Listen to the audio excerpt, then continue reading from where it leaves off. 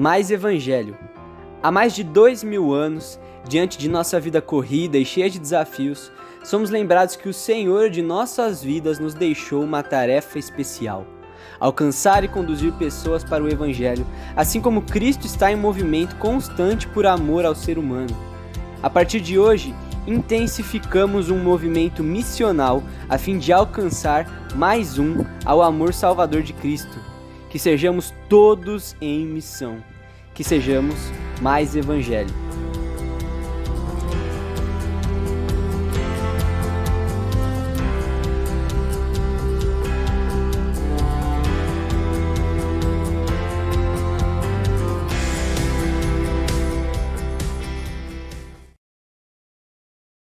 É isso aí. Nós iniciamos hoje uma série chamada Mais Um, Todos em Missão. E o tema de hoje, Mais Evangelho. Alguns termos aí nesse vídeo podem ter ficado para você pode ter não entendido muito bem: missional, evangelho, são termos que a gente usa e muitas vezes a gente não consegue conceber ou a gente não consegue processar ou definir. Nós vamos falar sobre tudo isso nessa série, não perca.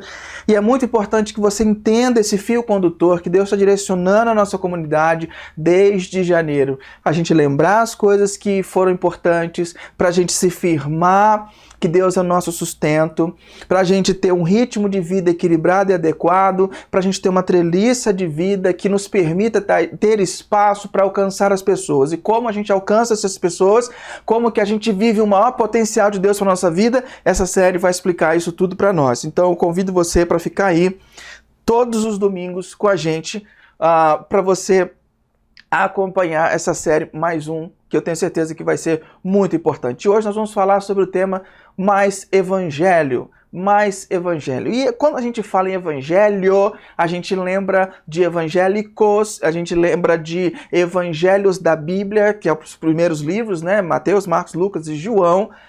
Só que quando a gente está falando de evangelho, muita coisa se fala e pouca coisa se entende. E a intenção a gente é pegar agora e explicar por que mais evangelho e por que o evangelho é importante, o que é o evangelho, né? A Rosana está falando que saudade das nossas conversas antes de começar a celebração, antes de começar o culto. Faz parte do evangelho, isso faz parte da nossa vivência. Por quê? Porque a gente se relaciona, porque tem um propósito comum, a gente se relaciona porque tem uma coisa que nos une, uma coisa maior do que nós e que nos faz reunirmos nos domingos de manhã, por exemplo, por causa da nossa comunidade. E o que faz isso? Isso acontece na nossa vida porque em algum momento o evangelho nos alcançou. E eu quero explicar para você hoje o que é o Evangelho. Então a gente vai olhar para as Escrituras buscando respostas sobre a pergunta e sobre talvez a nossa vida. E para isso eu quero ler com você Lucas capítulo 5, versículo 27 a 32. Vai ser o tema, essa história a gente vai abordar todos os domingos dessa série. E essa história é uma história muito peculiar, muito interessante, que talvez você já conheça de cor salteado, talvez seja a primeira vez que você vai ouvir essa história. Mas foca a sua atenção, não perde nem um segundo a atenção, porque Deus vai falar com você através dessa história nesse mês. Lucas capítulo 5, versículo 27 a 32 diz assim: Depois disso, Jesus saiu e viu um cobrador de impostos, chamado Levi, sentado no lugar onde os impostos eram pagos. Jesus lhe disse: Venha comigo. Levi se levantou, deixou tudo e seguiu Jesus. Então Levi fez para Jesus uma grande festa na sua casa. Havia ali muitos cobradores de impostos e outras pessoas estavam sentadas com ele. Os fariseus e os mestres da lei, que eram do partido dos fariseus, ficaram zangados com os discípulos de Jesus e perguntaram: Por que vocês comem e bebem com os pecadores e cobradores de impostos? E com pessoas com outras pessoas de má fama. Jesus lhes respondeu: Os que têm saúde não precisam de médico, mas sim os doentes.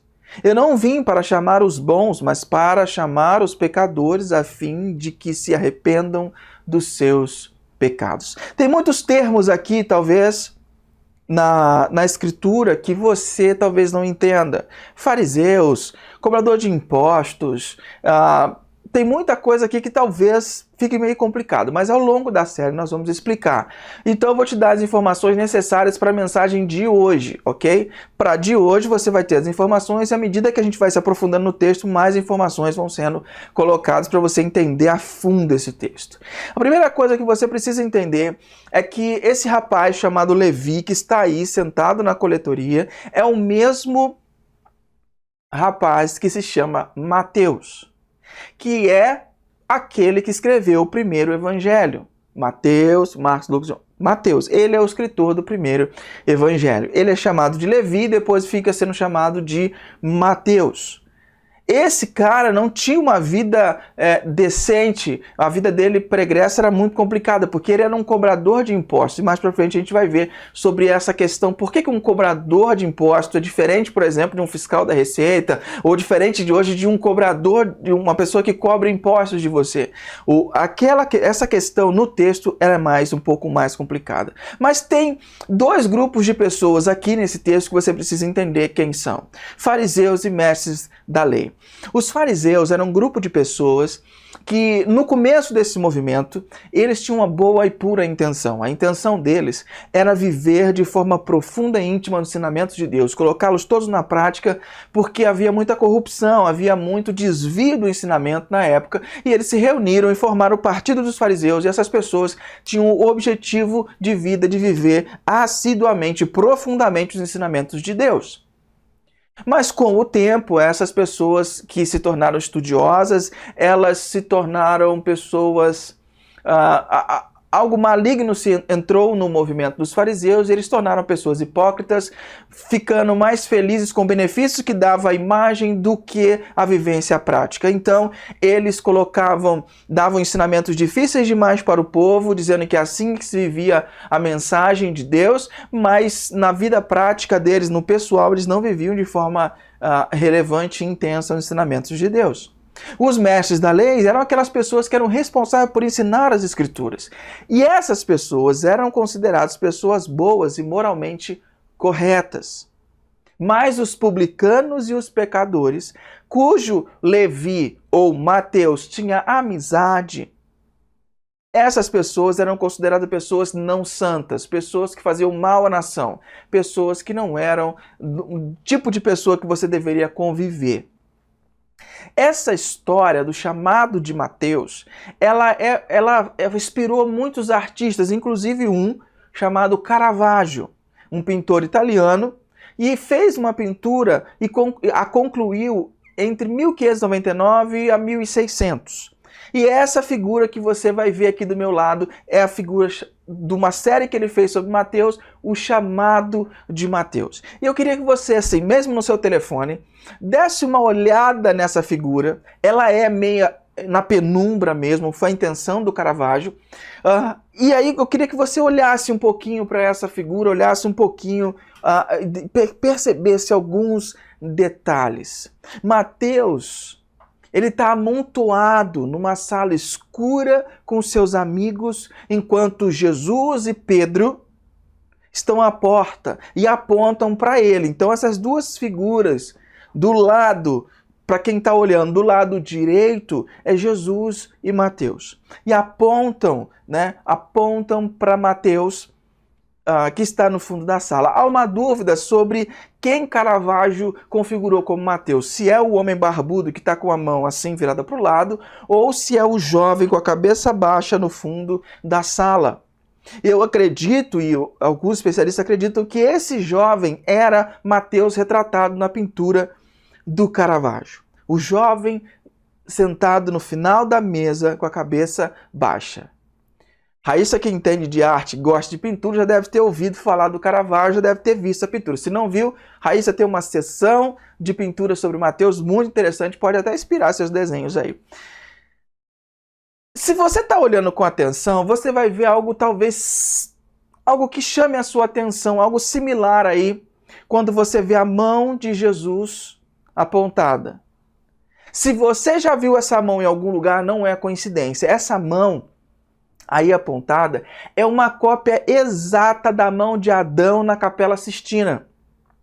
Aquele quadro famoso onde tem Deus e Adão, e eles com a mão quase se tocando, o contato do homem com Deus.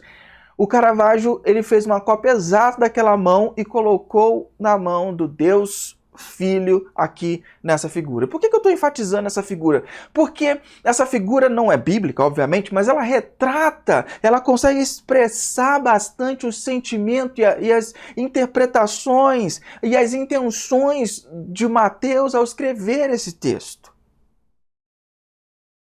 Caravaggio, quando faz isso, ele consegue retratar a condição humana aos olhos de Deus. O ser humano, aos olhos de Deus, está no fundo da sala, na penumbra, mal acompanhado, com a cabeça baixa e com a vida vazia. Porque o ser humano em si, agora a gente volta para a Escritura, tem um problema. E o primeiro problema que o ser humano tem é o problema do pecado. O problema do pecado. É importante você entender que Deus tem um problema conosco por não nos enquadrarmos no seu padrão de perfeição. É simples. Nós constantemente cometemos crimes contra Deus em pensamentos, atos, palavras, coisas que são reprovadas por Deus. Até mesmo nessa manhã que está começando, você teve talvez pensamentos, atitudes, ações que Deus reprovaria. Porque nós estamos constantemente, essa nossa condição natural hoje é sempre cometer crimes contra Deus. E a segunda coisa é que nós estamos numa condição de morte. O problema da morte é que nós pensamos que somos bons na média. Nós achamos que somos bons. Ou seja, nós nos comparamos com as piores pessoas e falamos, eu não sou tão ruim assim. E aí, quando a gente é mais esforçado, a gente se compara com o geral e fala assim, eu não estou tão ruim quanto a maioria das pessoas. Só que o grande problema disso é que Deus não nos compara com o pior, Deus nos compara com aquilo que Ele criou, ou seja, Deus nos compara com o melhor. E toda essa nossa condição não fará que Deus nos aceite. Muitas vezes nós nos iludimos e achamos que Deus nos aceita porque nós somos melhor do que a maioria. Mas ser melhor do que a maioria não atinge ao mínimo padrão que Deus aceita. Porque Deus é o que há de mais avançado em justiça e retidão. E Ele não pode nos aceitar por conta dessa nossa conduta de sempre estar com uma conduta criminosa contra Ele, uma conduta de pecado. A retidão de Deus, porque Deus é reto, Deus é justo, a retidão de Deus não deixa Ele aceitar pessoas injustas.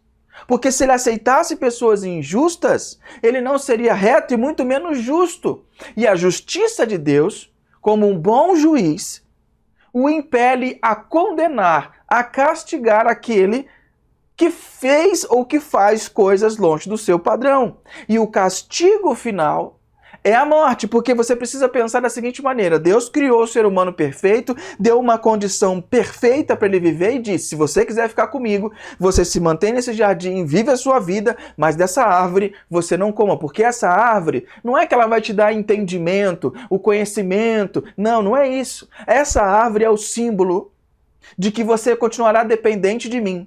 Porque enquanto você continuar dependente de mim, você terá vida, porque longe de mim não há vida. A partir do momento em que você comer desse fruto, você se desconectará de mim.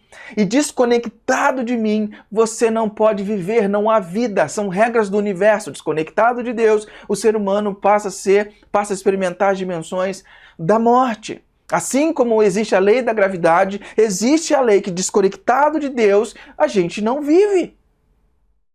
A gente tem uma vida útil. Mas o ser humano não foi criado para ter uma vida útil, foi criado para viver para sempre ao lado de Deus.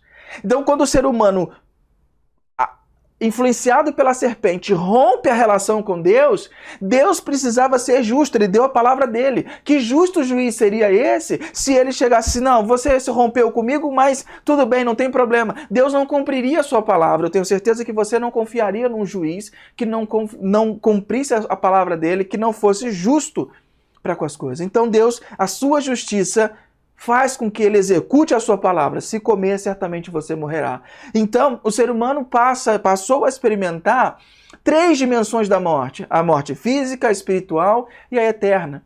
A morte física é que quando chega a bateria útil do ser humano termina, ele morre, a sua vida vai se deteriorando. A partir do momento que ele nasce, as suas células começam a morrer e chegam 60, 70, 80, alguns a 90 e um pouco mais, mas morrem. Essa é a morte física. Mas a morte espiritual é a separação de Deus. O ser humano, ele nasce já morto espiritualmente por causa dessa decisão dos nossos primeiros pais de romperem com Deus. O ser humano, ele é naturalmente desconectado de Deus, é morto espiritualmente. É como se Deus fosse digital e o ser humano fosse analógico. Não conversam.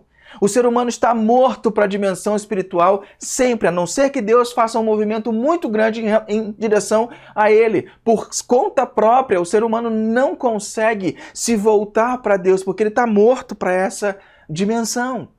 Não tem como. E tem também a morte eterna. A morte eterna é que quando a gente morto espiritualmente, morrer fisicamente, nós seremos afastados de Deus eternamente, porque nós não tivemos uma vida reatada com Deus. Então, quando morrermos, iremos para um lugar onde Deus não habita e ficaremos totalmente afastados de Deus.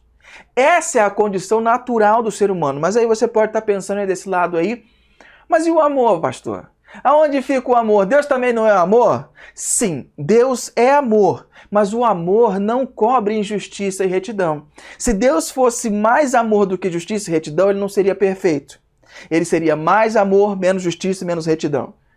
E se ele fosse mais justo do que amoroso, ele também não seria perfeito, porque ele seria mais justo e menos amoroso. Deus é tanto justo, amoroso, santo, todas as qualidades de Deus são equivalentes.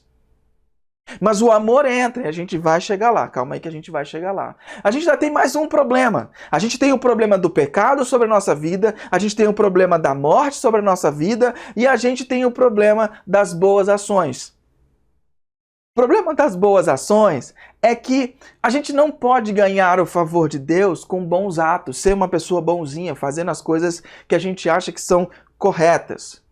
E por que a gente não consegue fazer isso? Porque nada que nós, mortos espiritualmente e desconectados de Deus com o problema do pecado sobre nossas costas, nada do que a gente possa fazer de muito bom pode alcançar o nível mínimo de satisfação de um Deus que é totalmente perfeito. Então, nossos atos não são bons o suficientes. Porque a fonte desses atos não é das melhores. Ou seja, nós não atingem esse patamar de perfeição de Deus. Geralmente a gente faz essa questão da média, ou nos comportamos como os piores, mas Deus, ou nos comparamos com os piores, mas Deus sempre nos compara com o melhor, o seu Filho Jesus Cristo. Esse dilema que está sobre a vida de Mateus e também está sobre a nossa vida, que Caravaggio conseguiu pincelar e retratar naquele quadro, a escuridão da humanidade, é o que acontece e se abate sobre nós. Porque se nós formos deixados por conta própria, eu, por exemplo, estou muito disposto a me sentar na minha escuridão metafórica, desperdiçando meus dias com preguiça, falta de direção, e eu sempre vou tentar procurar tomar o caminho mais fácil, eu sempre vou tentar seguir o caminho de menor resistência. Mas de vez em quando, Deus grita com a gente, Deus grita com a gente de forma alta o suficiente, e a gente olha para cima, sai da condição de Mateus na pintura do Caravaggio, e a gente olha para cima, tempo suficiente para vê-lo nos chamando para sair pela porta e entrar na luz.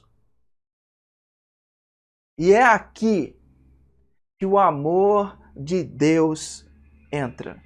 E esse amor de Deus é traduzido na palavra evangelho. E o que é evangelho? O evangelho é uma notícia.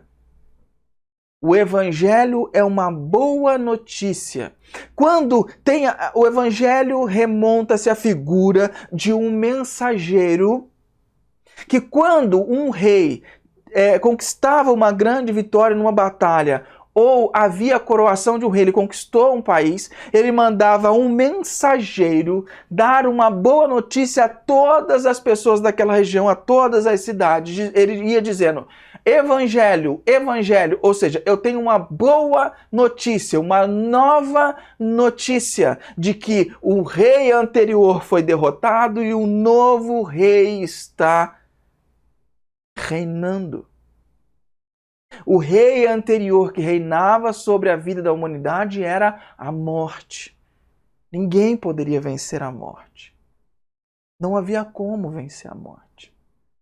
Mas o evangelho é a notícia, é o anúncio do que Deus fez para cumprir a salvação através de Jesus Cristo na história. Jesus venceu a morte. Como que isso se configura? Eu vou te dar aqui algumas afirmações para ficar claro na sua cabeça.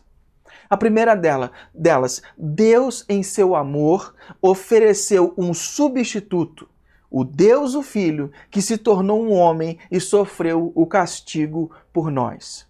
Lembra que eu te contei que lá no Éden, o ser humano ouviu de Deus: se você comer, se você pecar, certamente você morrerá. Havia um castigo que Deus deveria impor ao ser humano, e esse castigo, essa punição, era a morte. E ele deveria cumprir a sua palavra. Deus vem, olha para a humanidade, coloca o seu amor em prática.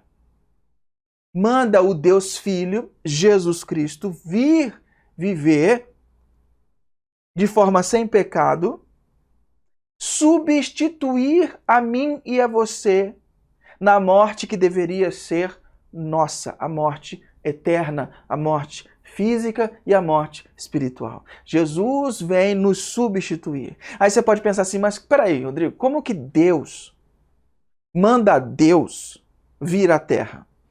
Isso é uma coisa que é fácil de explicar, é difícil de entender, mas eu vou tentar. Deus é um ser que existe de forma diferente. Deus é uma existência e essa existência subsiste em três pessoas: Deus Criador, o Deus Pai, o Deus Filho, Jesus Cristo, e o Deus Espírito Santo, o Deus Consolador.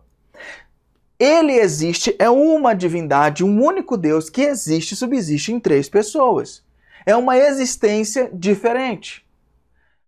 Ora, é difícil você entender? Sim, mas se ele disse que ele vive assim, quem sou eu para contestar que é assim que Deus existe? Quando Jesus vem, não tinha na Terra alguém que pudesse fazer o trabalho que Jesus deveria fazer. Por quê? Para reatar as condições, para pagar o preço, deveria ser uma pessoa que não tivesse cometido pecado, que estivesse no mesmo estágio de Adão antes de comer do fruto. Então precisava vir uma pessoa diferente, precisava vir uma pessoa pura. Mas todo ser humano que nasce já desconectado com a morte espiritual. Já nasce desconectado. É como se fosse uma marca no DNA. Então cada ser humano já nasce desconectado de Deus. Então precisaria vir um ser humano, 100% homem, mas também desconectado da morte. Conectado com Deus. Então Jesus vem à Terra. Ele é implantado no útero de uma virgem, porque ele precisava nascer de forma diferente. Se ele nascesse da relação sexual do homem e de uma mulher, ele nasceria com esse problema no seu DNA, essa desconexão, mas ele nasce diferente, ele nasce sem pecado. E esse evento eu e você conhecemos como Natal. E ele tem esse nascimento especial. Ele é preservado dessa natureza pecaminosa. Ele nasce sem o pecado e vive sem pecado. Sem pecado algum. Jesus viveu a vida dele e em nenhum momento ele falhou em nada. Ele foi perfeito. A segunda afirmação que eu quero dar para você é que Jesus foi à cruz, onde Deus o Pai colocou todos os meus e os seus pecados sobre ele e o castigou em nosso lugar. Lembra que tem um texto muito conhecido lá, acho, do profeta Isaías, fala: o castigo que nos traz a paz estava sobre ele. Então, Deus tinha que castigar, porque ele era um Deus justo, ele tinha que castigar o pecado. Às vezes a gente, principalmente na nossa cultura, falar que Deus castiga é muito complicado, né? Mas o castigo que nos traz a paz estava sobre Jesus. Jesus, então, vive a sua vida perfeita e sem pecado nenhum e entrega a sua vida lá naquela cruz. E Deus, sabendo tudo sobre mim e sobre você, tomou os nossos pecados, todas as nossas falhas, passadas, presentes e futuras, e colocou sobre Jesus, castigando-o em nosso lugar. Essa foi a maior prova de amor de Deus por nós. Porque se eu pagasse a minha vida, se eu morresse para pagar a minha dívida, a dívida que eu adquiri por ser parte da humanidade, eu seria separado eternamente de Deus. Mas Jesus não teve pecado. Jesus pagou para que Deus pudesse nos perdoar e nos aceitar. Então, a ira de Deus foi satisfeita, Deus, como um Deus justo, fez a justiça acontecer, e a partir de então, a dívida da humanidade foi quitada. Todos aqueles que passassem a receber aquela morte de Jesus, como sendo a sua, a dívida foi quitada. E quando eu lembro de Jesus na cruz, tem uma canção do Hillsong Worship, que fala assim, o nome da canção é As You Find Me, como você me encontrou. E a canção, tem um trecho dessa canção que para mim é muito marcante, que fala assim: eu fui encontrado antes de estar perdido. Eu era seu antes de não ser. Você veste as cicatrizes por todos os meus erros. E essa parte só me destrói. Seu amor é bom demais para me deixar aqui. Essa canção, para mim, ela retrata muito do meu sentimento quando eu entendo o que Jesus fez por mim. Porque antes de eu ser criado, já estava combinado que Jesus viria, porque Deus sabia que a gente ia pecar. Deus sabia que a gente ia se rebelar contra Ele. E na eternidade esse plano foi orquestrado. Eles vão se rebelar, mas a gente vai ter que ir lá salvá-los. E salvá-los vai custar a vida de um de nós. E Jesus diz: eu vou, porque eu os amo. Eu os amarei e continuarei os amando. Então, quando essa canção fala eu fui encontrado antes de estar perdido, é porque durante esse tempo todo que a gente esteve longe de Deus, Ele sempre esteve nos pagiando, Ele sempre esteve cuidando, colocando pessoas perto da gente para sempre nos atrair para mais perto dEle. Nós éramos dEle antes mesmo da gente não ser. E a parte que mais me choca é, Ele veste as cicatrizes pelos meus erros. Está no corpo dEle, foi marcado naquela cruz. O corpo dEle sofreu as cicatrizes pelos meus erros e isso me destrói. O amor de Deus é bom demais para te deixar nessa circunstância e não te resgatar. Porque Ele é amor. Só que tem mais uma verdade. A história não termina aí. Jesus volta da morte. Jesus morre, mas no terceiro dia ele volta dos mortos. Por quê? Porque a morte não podia retê-lo, porque ele havia pagado o preço. A morte perde o seu poder aonde não há pecado. A Bíblia diz: o salário do pecado é a morte. Mas a morte não tem autoridade. Lembra que a morte entrou no mundo quando o ser humano pecou e ficou independente de Deus? A morte só tem poder onde há pecado. Jesus não tinha pecado, então a morte não conseguiu segurá-lo. Ele subjugou a morte e ele volta para a vida, porque o presente, o salário do não pecado é a vida. Então Jesus, quando volta, inaugura um novo tempo, uma nova vida, que não só poderíamos viver depois da morte, mas começaríamos a viver uma vida nova aqui.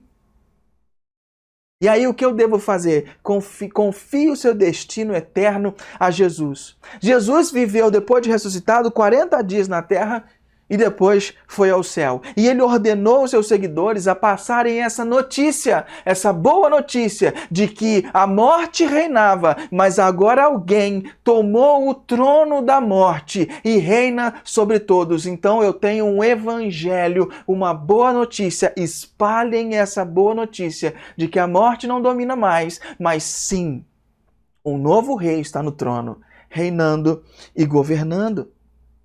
E ele incentiva esses seus discípulos, seus seguidores, a passarem essa notícia de que tem um novo rei reinando, que uma nova vida pode acontecer para cada um de nós. Passarmos da morte para a vida. E qual é o preço? Quanto custa? Ele estabelece um sistema muito simples. Um sistema pela graça através da fé. É pela graça, porque é oferecido de graça. Você não precisa fazer nada para conquistar essa atenção, esse favor de Deus. Já foi feito, é de graça. Mediante ao quê? Através da sua fé. Basta você crer de todo o teu coração que Jesus pagou os seus pecados. Que a morte de Jesus foi no seu lugar. Você recebe pela graça e crê através da fé. A partir disso, você se rendendo ao senhorio desse novo rei, você recebe a nova vida, o Espírito Santo vem morar dentro de você e começa a mudar a gente de dentro para fora e nos apresentando uma nova vida, uma vida em abundância que a gente nem imaginaria ter. É pela graça através da fé, é como ele oferece o dom da vida eterna às pessoas. Nós precisamos confiar em Jesus para nos salvar do pecado e castigo eterno e nos salvar para uma nova vida com Deus que começa nessa vida, nessa terra. Ou seja, não é sobre o que a gente pode fazer, é sobre o que já foi feito. Já aconteceu e tem poder para te transformar à medida que você abre o coração e deixa isso cada vez entrar mais profundamente no seu ser. E é isso que Jesus está fazendo com Mateus nesse texto que a gente leu. Jesus chama Mateus para uma nova vida. Sai do fundo dessa sala, sai do fundo dessa mesa. Levanta a cabeça, vem dar a volta por cima, porque eu vou te apresentar uma vida de verdade. Uma vida nova. Uma vida totalmente nova. Então o Evangelho é essa notícia. E qual é a implicação do Evangelho? Esse é o segundo argumento que eu quero te dar nessa manhã. Para você. Tá fazendo nota para você discutir no grupo pequeno? Faça a nota, porque tem grupo pequeno essa semana. Se você não faz parte do grupo pequeno, incentivo você a colocar aí. Quero fazer parte. Tem o grupo do Corujão do Júnior, tem o grupo do Rossini. A gente tem outras pessoas disponíveis para organizar e mediar, sendo os facilitadores de um grupo. Só falta você se dispor a querer participar de um grupo pequeno. Se você quiser participar, que eu aconselho demais, você vai ver como vai fazer diferença na sua vida. Então, número 2, a implicação do Evangelho. Qual é a implicação do Evangelho? É deixar. Levantar e deixar tudo revela uma característica da radicalidade do discipulado, que é deixar o velho modo de vida, deixar o velho modo de resolver as coisas e aprender de uma maneira nova. Deixar tudo significa mudar valores essenciais sobre sua vida, sobre sua rotina, sobre o seu trabalho, sobre a sua sexualidade, sobre tudo. Mateus, ele começa a experimentar uma vida nova. O trabalho dele comprometia a ética dele no trato com os seus compatriotas. E ele precisa deixar tudo. Porque o trabalho não era compatível com a realidade da nova vida que aquele rabi, Jesus Cristo, estava propondo para ele. Levi é impelido a deixar tudo para seguir. Mas perceba, Jesus não impôs nada para Levi. Jesus não critica a sua vida, não critica a sua ética, não critica o seu critério. Jesus não critica nada, Jesus apenas o convida. Siga-me. Vem do jeito que você está. E é esse o convite que Jesus está fazendo para você aí que está me vendo e me ouvindo. Do jeito que você está, siga-me. Só que lembra daquela canção? O amor dele é demais para me deixar aqui desse jeito.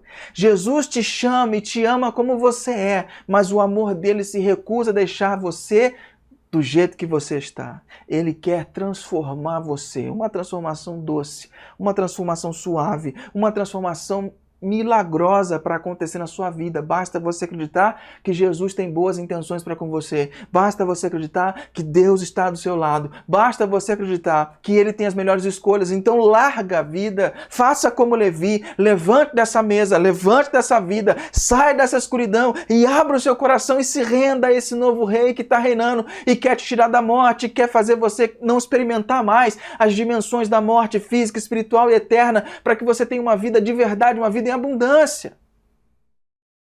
Que você pare de experimentar dimensões da morte no relacionamento.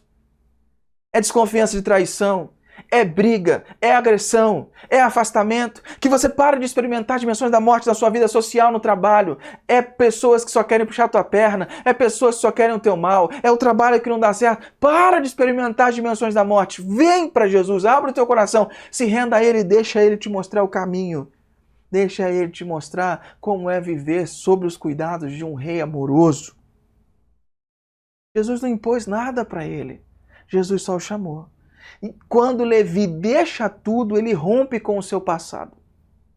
Ele abandona tudo que paralisava ele naquela vida sem sentido. Uma vida vazia. Uma vida solitária. E ele volta os seus olhos para uma nova perspectiva. A salvação é a manifestação dessa graça, desse favor de Deus. E é de graça, mas ele custa. O discipulado custa tudo. A salvação é de graça. Mas para ser discípulo, para você encarnar isso e viver de fato, vai custar tudo. Custar tudo é o quê? Nos abandonar diante de Deus. Talvez você, na nossa cultura brasileira, religiosa, você tenha ouvido muitas coisas ao longo da sua vida. E talvez isso seja novidade. Talvez a sua concepção de Deus tenha mais a ver com a religiosidade e menos com o Evangelho. O Tim Keller tem uma frase que ele diz: no Evangelho eu sou aceito por Deus através de Cristo, portanto eu obedeço. Obedecer é uma consequência de ser aceito, é uma resposta de amor. Na religião eu obedeço a Deus, portanto, eu sou aceito por Deus. A religiosidade quer dizer pra gente, esse negócio mofado, falido, quer dizer pra gente, você tem que obedecer porque Deus está de olho. Se você não obedecer, Deus não vai te amar. Se você não obedecer, Deus não vai prestar atenção em você. Você tem que conquistar a atenção de Deus. Você tem que fazer um monte de coisas para que Deus vire o rosto dele para você. Você tem que fazer campanha, tem que passar no sal grosso, tem que comprar não sei o que ungido. Você tem que fazer jejum de não sei quantos dias. Você tem que fazer um monte de coisa para Deus ficar feliz com você. Isso é falido. Isso não é bíblico. Isso é religiosidade. No Evangelho, você é amado por Deus. A primeira coisa é que você é amado. O primeiro passo na sua direção foi Deus que deu. Não é você que chama a atenção de Deus, é Deus que chama a sua atenção. Filipe Yancey tem uma frase que diz: não há nada que você possa fazer que vai fazer Deus te amar mais, e não há nada que você possa fazer que vai fazer Deus te amar menos. Deus te ama e pronto. A questão é que resposta você vai dar a esse amor. O quanto esse amor te constrange. O amor de Deus me constrange de forma profunda e íntima. Principalmente quando eu penso que Ele se cobriu de cicatrizes para me salvar. E eu não vejo resposta sã, sensata da minha vida que não seja servi-lo com tudo que eu tenho. Porque Ele me amou demais. Eu não vejo resposta menor do que dar o meu melhor para Deus, mesmo com as minhas deficiências. Porque eu não vejo vida longe dEle. Eu não vejo como viver longe dEle. Porque Ele me ama, porque minha identidade está nele, eu sou aquilo que Ele diz que eu sou. E assim eu fico seguro, eu não sou o que as pessoas dizem que eu sou. A minha identidade está nele. Ele é a minha segurança, minha torre forte, meu porto seguro. Como não amá-lo? Como não amá-lo? Como não amar esse Deus? Eu não consigo. Então, querido, se o Evangelho é uma notícia e a implicação do Evangelho é deixar, a consequência do Evangelho é seguir. Implica numa mudança radical de vida. Mas essa mudança vem de dentro para fora. Não é para me enquadrar num grupo social, passar a usar determinado tipo de roupa. Não. É uma mudança de dentro para fora. O esforço, a obediência às regras de fora para dentro podem ser facilmente confundidos com o legalismo que não é evangelho. É religiosidade. Isso será apenas cumprimento religioso, colocar coisas de fora para dentro e forçar aquilo a entrar. A mudança no Evangelho vem de dentro.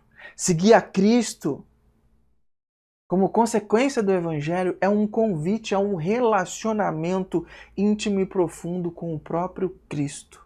Ele te chama para uma jornada acompanhado, acompanhamento pessoal dele, ouvindo, aprendendo e recebendo dele. Mateus não era querido pelas pessoas pelo fato dele ser um publicano, um cobrador de impostos, mas ao ser encontrado por Jesus, foi curado da paralisia do seu coração. E a reação imediata de um coração curado é querer compartilhar da mesma alegria. Quando você vai num restaurante bom, você quer indicar para os amigos irem. Quando você vai num lugar legal, quando você compra um negócio de bom preço, que é maravilhoso, você indica para os seus amigos. A consequência natural de um coração curado é querer compartilhar aquilo que o curou. Ele prontamente, o que ele faz? Ele oferece um grande banquete para Jesus, na casa dele. Para os discípulos de Jesus e para mais quem? Os publicanos e pecadores, as pessoas que não prestavam, aquelas pessoas com quem ele tinha relacionamentos. Todos eram bem-vindos para compartilhar a alegria de Mateus. Seguir a Cristo muda a nossa vida e nos faz ressignificar os nossos relacionamentos. Ressignificar os nossos relacionamentos, segundo os critérios de Deus. Mateus, ele foi paralisado pelo pecado e por um estilo de vida que buscava o reconhecimento através da influência do poder e do dinheiro. Essas três coisas eram muito importantes para Mateus: influência, poder e dinheiro. A identidade dele estava ali. Se ele não tivesse isso, ele não era ninguém. Ele já era excluído pelas pessoas. Então ele achou nisso a saída. Mas o que ele encontrou em Jesus, o que ele encontrou buscando isso, foi um vazio de uma vida na qual ele não se sentia acolhido, ele não se sentia pertencendo, ele não se sentia amado. O pecado, ele afeta a forma como você se relaciona com Deus. Ele afeta a forma com que você se relaciona com as outras pessoas. E ele afeta principalmente também a forma com que você se relaciona consigo mesmo. E ainda toda essa nossa tentativa de cativarmos Deus, as pessoas, ou de nos conhecermos, saber quem realmente nós somos, é frustrada. Toda essa nossa tentativa acaba sendo frustrada. O Evangelho, então, é a boa notícia de que em Cristo Deus nos escolheu, nos chamou, siga-me, transformando nossas vidas para que vivêssemos uma novidade de vida. Agora eu faço uma pergunta: diante desse chamado, siga-me, o que você hoje precisa deixar para seguir a Cristo num discipulado comprometido e experimentar o seu grande amor? O que você hoje precisa deixar? Eu quero que você reflita sobre isso enquanto a gente ouve uma canção, depois eu volto para orarmos sobre isso e orarmos também. Talvez seja a primeira vez que você está ouvindo essa história, essa notícia, e você queira também render o teu coração, nós vamos orar junto por isso. Então, a pergunta é, diante desse chamado, o que você precisa deixar para seguir a Cristo e experimentar o seu grande amor? O que tem pesado na sua vida? Quero que você medite um pouco e tenta responder sobre isso. E já já a gente volta. Pai querido, em nome de Cristo Jesus, nós pedimos que o Senhor ouça a oração do teu povo, ajude a deixar os pesos para trás, aquilo que precisa ser deixado, aquilo que o seu Espírito Santo incomodou e colocou no coração de cada um aqui, que fez essa oração, que meditou e que refletiu. Em nome de Jesus, nos ajude, Pai, nessa caminhada, a deixar aquilo que não presta para trás e seguirmos o Senhor, sairmos dessa escuridão e entrarmos nessa luz. Em nome de Jesus. Amém. Eu quero falar com você, querido, que está ouvindo, que talvez seu coração ardeu, queimou, você sentiu algo dentro do seu coração e que você entende que talvez seja o momento de você render a sua vida para Jesus, que seja o momento de você entregar a sua vida e dizer: ei, eu cansei, eu quero entregar minha vida para esse amor, eu cansei de estar na direção da minha vida porque não me levou a nenhum lugar muito bom até hoje, eu não quero mais ser independente, eu quero estar com Jesus, eu quero que Ele reine sobre a minha vida. Se esse é o seu desejo, eu quero orar com você agora e você ore comigo dessa forma. Senhor Jesus, eu entrego a minha vida nas tuas mãos. Peço que seja o Rei da minha vida, o meu Senhor. Minha vida é tua, o meu corpo é seu. Tudo que tenho, tudo que sou, toma conta de mim. Eu me rendo e peço, venha morar em meu coração a partir de hoje. Seja meu Senhor e o meu Salvador. Me apresente essa nova vida. Sou todo teu. Em nome de Jesus. Amém.